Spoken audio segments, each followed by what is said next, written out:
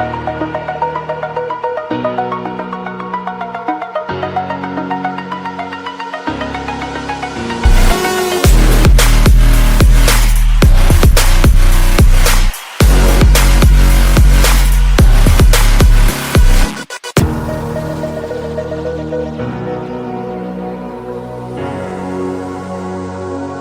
guys, welcome back to another YouTube video. So this week is International Women's Day, and we thought it'd be a great idea to put out a video on how to train and program for female athletes.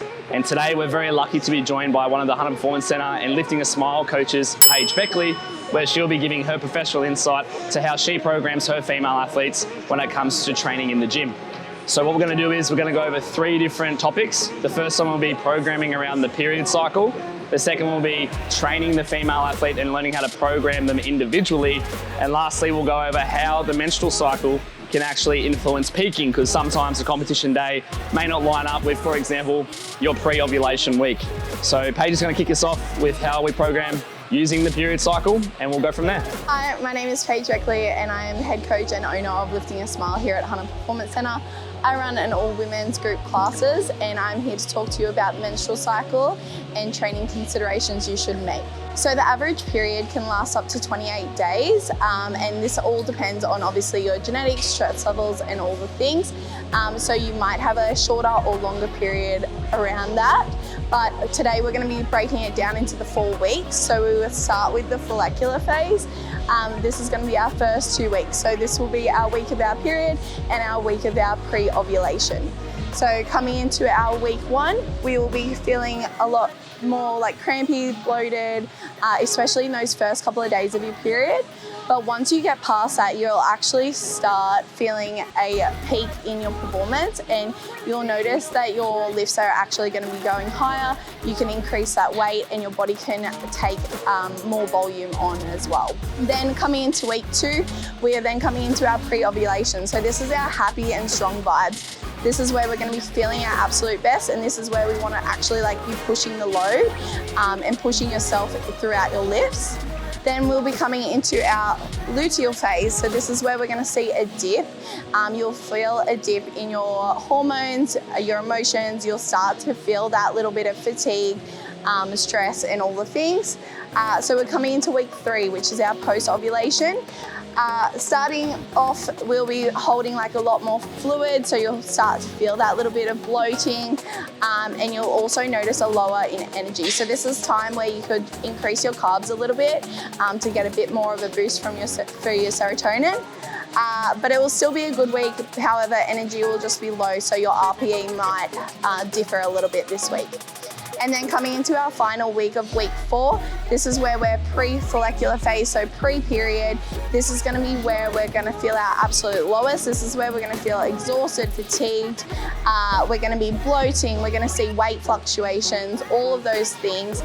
And then our performance will drop. So that means your RPE might take a hit. And so then this is where our changes that you'll see. So potentially a deload or something like that might be best for you. All right, so now I'm going to run you through some programming considerations that you should make when programming and individualizing for the female athlete. So the first of which being the fact that women are more flexible than men typically. So that leads to them, when they load up heavy, they can become a little flimsy. So their program is going to have more work that directly makes them stiff so that they're more rigid and therefore safer under heavy load.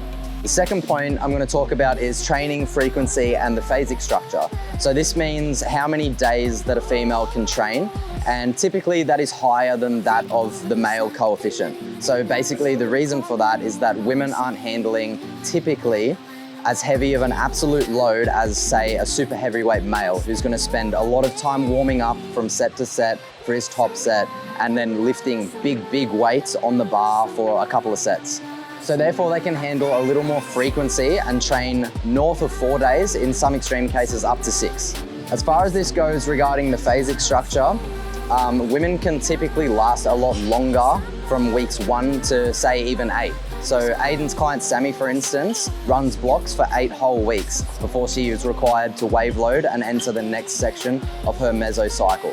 Third and final point being training intensity and volume, which is quite closely linked to training frequency, is basically just how much load the individual lifts and for how many sets and reps. So females can typically make the most of this opposed to, say, heavyweights or men, because they don't have as much absolute load on the bar, and therefore they can handle doing more work. So this doesn't mean that immediately you have a female athlete come in and slam them with heaps of intensity and volume. You want to assess them on how they move and how efficient they are, like using our 1 to 6 rating. And you also want to look at their training history and see what they've done in the past. Basically finding the minimum effective dose and then maybe going into an overreaching phase to figure out how much volume they can handle, and then pulling back to find that sweet spot where they get the best stimulus bang for buck. And then closely tied in with all of these points is understanding your athlete's primary goals. Are they looking for absolute progression, or are they looking to enjoy their training again? This is really going to decide on how far you push the phasic structure and whether you're just going to give them the same thing for 8 weeks so that they can lift the absolute heaviest they can, or that you keep in some novelty with some exercise selection that they really enjoy. Alrighty, so the next thing we're going to talk about is actually considering how the menstrual cycle is going to influence a peak for powerlifting. So this is something that us coaches here at Home Performance Center have to really consider, because some females have a lot more of an intense swing in regards to how they go through their pre-ovulation and then post-ovulation cycle. And that's something that we just have to kind of really make sure that we're staying on top of, because it can, like I said, influence people differently. Firstly, having a conversation with your female athlete to understand what the intensity is like when they do go through those swings. What you'll generally find is that the female athlete is quite open to talking and discussing around this sort of thing. So it should be considered, as Paige mentioned at the start of this video. And then understanding after that what the length and intensity of that period is as well. What you will sometimes find is that some female athletes actually may not even experience a period that is going to be on their exact due date, because what happens is that the body just becomes so stressed through a peaking process, but also, I guess, the anticipation of getting ready for a competition, that their body may actually just prolong the intensity and the length of that period cycle as well. But in some cases, the period will maybe just stick to track as per normal, and it may land on, say, for example, competition day. So what are some things that you can do as a coach to educate and communicate with your female athlete around how to actually create the best performance outcomes? First thing is buy-in. So being able to get the athlete to understand that, you know what, you've done 6 to 8 weeks worth of training that has led you to become the strongest version of yourself on that platform. There's a lot that can happen when buy-in occurs, because psychologically the athlete generally believes that they've done all the hard work to get to that point, and they can ignore the fact that there's going to be hormonal changes to the female body.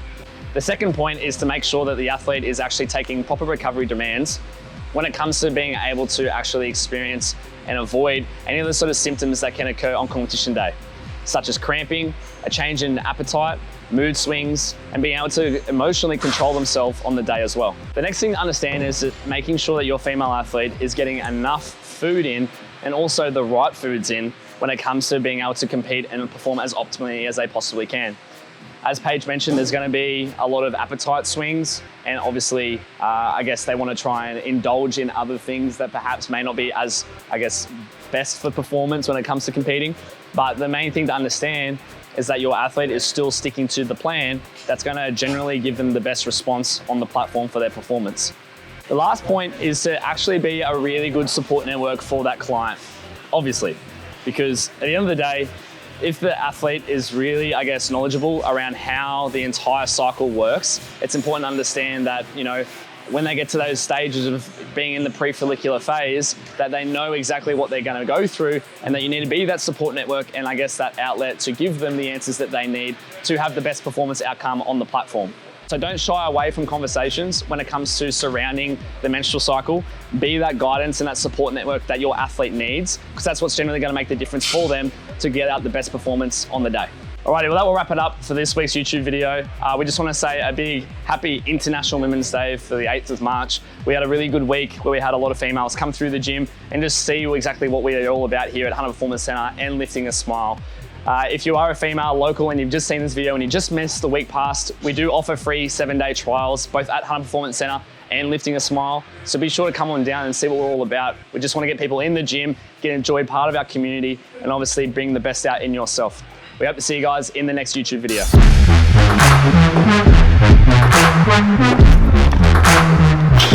Yeah!